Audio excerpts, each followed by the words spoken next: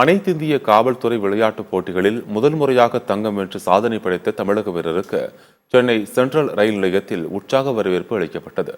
73ஆம் ஆண்டு all India police racing cluster போட்டி உத்தரப்பிரதேச மாநிலம் லக்னோவில் நடைபெற்றது. இந்த போட்டியில் தமிழ்நாட்டில் இருந்து 98 பேர் கலந்து கொண்ட நிலையில் 11 பேர் வெற்றி பெற்றுள்ளனர். இவர்களில் காவலர் ஹரிகிருஷ்ணன் தங்கப்பதக்கம் வென்று தமிழ்நாடு திரும்பினார்.